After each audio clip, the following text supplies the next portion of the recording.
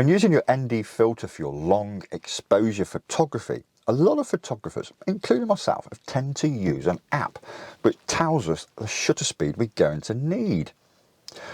But if I was to tell you that there is an actual simple method that will replace this app, and it's just remembering one simple number.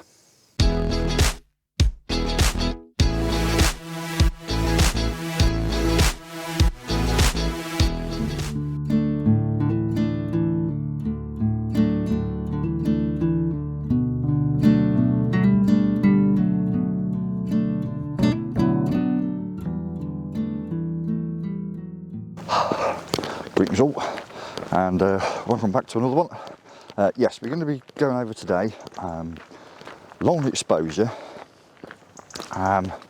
using your ND filters, and I'll discuss all about this magical number to remember. Before I do this long exposure bit, I am going to be doing just a normal sunrise, and then I'll move position. Oops, let's just get a bit muddy. Move position and do this long exposure. So, if you want to skip the sunrise part, then I've put chapters in so you can skip all the various bits that you don't actually want to see. But looking at these colours, yeah, I'm going to love this morning, I reckon. And I'm just hoping that the sea is rough enough so I can do the long exposure. Right, let's just get there.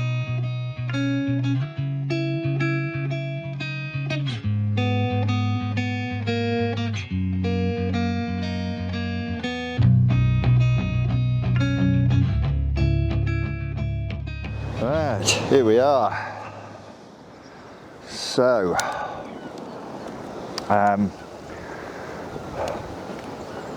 I do a little bit of the thought process on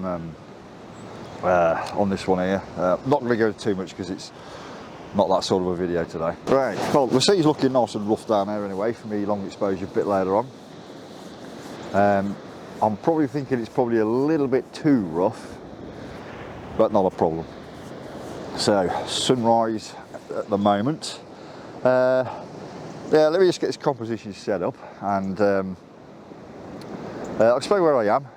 I'm not quite at Peveril Point, I'm actually a little bit further up the downs. Looking down. The idea of this one is I want to sort of like get actual Peveril Point, and luckily it is clear enough. I was hoping it was, because obviously there's the Isle of Wight in the background. You're not really going to see it very well, but it's going to be sort of like a bit of a background element. A lot of cloud above us, but there's a break in the clouds right in front of me. There are some really nice colours coming up through there, and I think it's going to give it's going to give us sort of like a nice, bright yet moody sort of a feel to it, which is really, really nice. And I'm probably going to have to expose you. I don't know whether to have Peveril as a bit of a silhouette or what. I haven't made my mind up on that one yet, but first let's go over the settings on this one. F10, ISO 400, still sort of like blue hour-ish, lovely colours over the back there. We have, lost what I was saying, yep, F10, ISO 400, and a quarter of a second, so a fourth of a second there. Exposure blended, or it would be, yeah. Compositions, as I've said, I'm actually quite wide. I'm at 18mm. So on this left, it's pretty much as I said. So on the left we've got Peveril. You can't really see the Isle of Wight. I can see it here, but you can't really see it on the back of the screen. But the final image, it should still be there. The only thing that's distracting me is there's a boat or something out there, and there's light on. If it's, I think what I'll do with that is if it starts to make the image look a bit strange, I'll just remove it in Lightroom. But other than that, I'm quite liking this one. We've got real dark, moody clouds above me, and they've got these colours over there. Yeah. First one in the back. Oh, Actually, I forgot to mention as well, white balance is on cloudy, and I've also set the timer to 2 seconds. Just, you know, press the button, camera wobbles a little bit, allows it to stop. Yeah, first one in the back.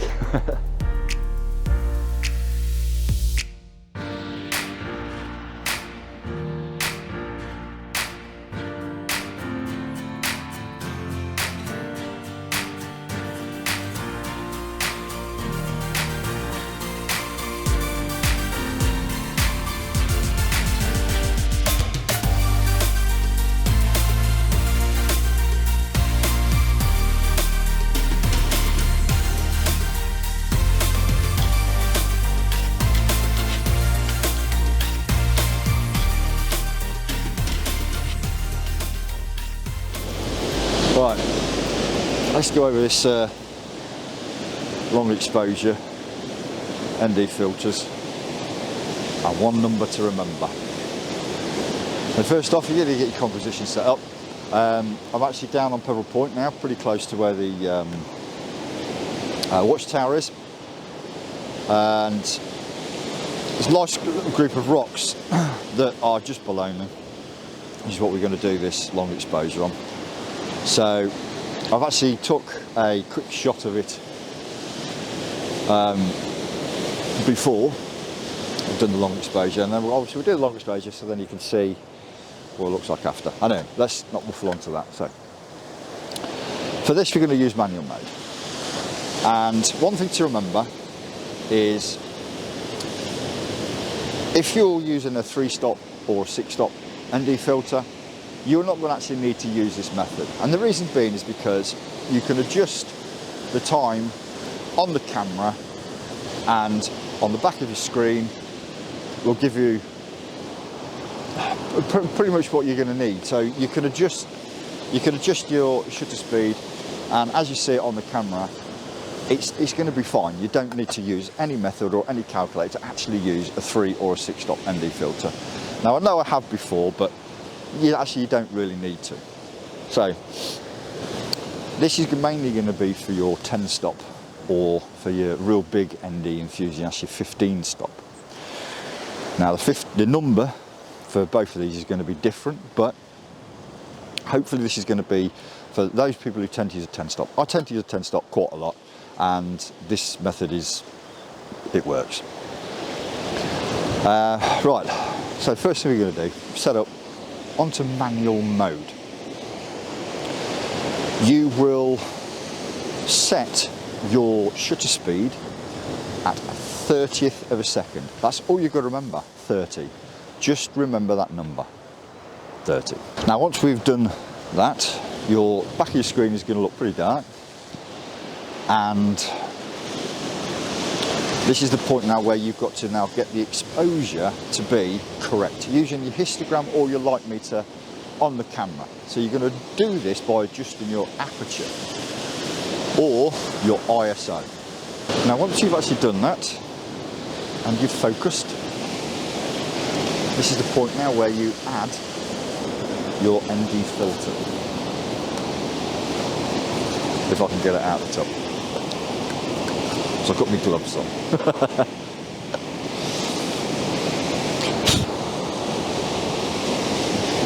Oh, there we go.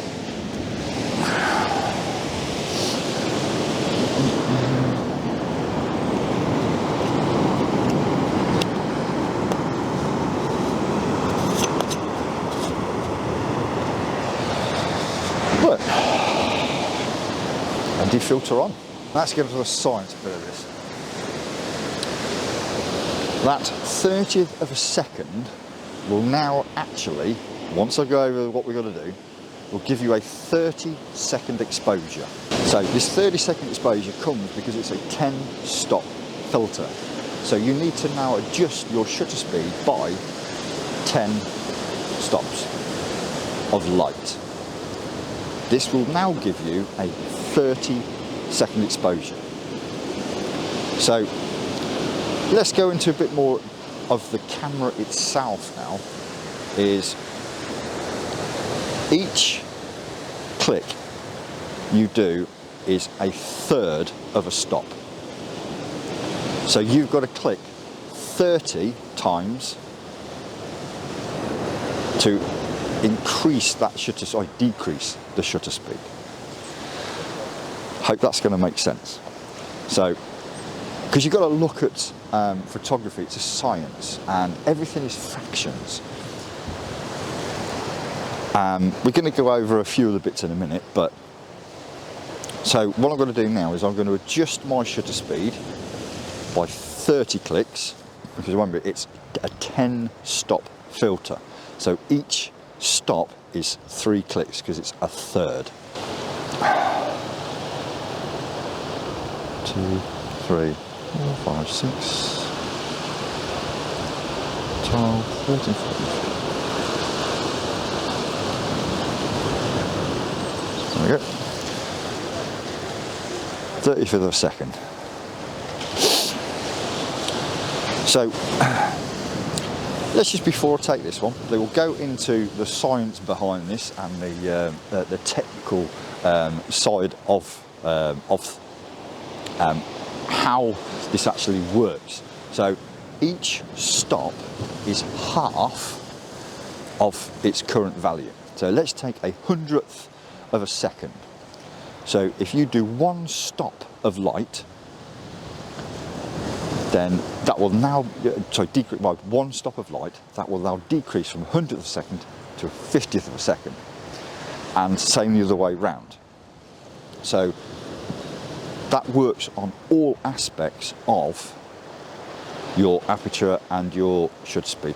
Aperture is slightly different because they work in fractions, but 3 clicks will still be 1 stop of light. So, do you know what? Let's take this photo and then we can show you.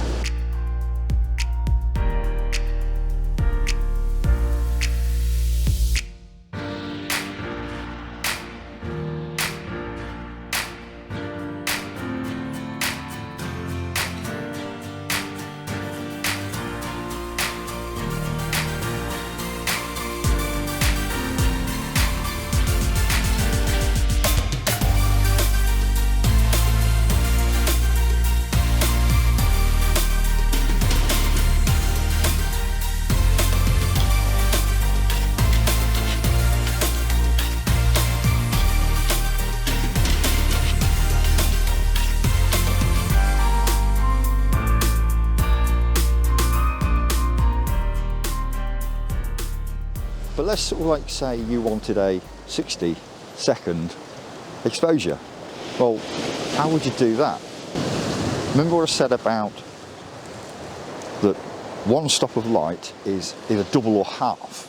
Well, all you need to do now is decrease that by 1 stop. So that 30 seconds will now become a 60-second exposure.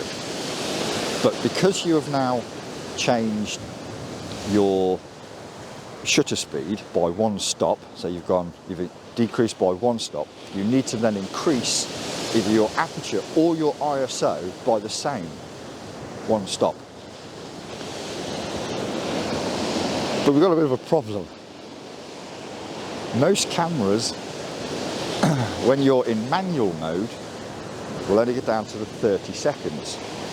That's not a problem because you can put your camera into bulb mode. That's quite simple. So by reducing your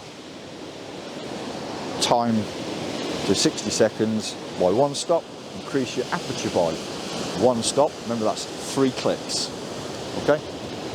And you've now got a 60-second exposure. If you are actually going to do this into bulb mode, I would highly recommend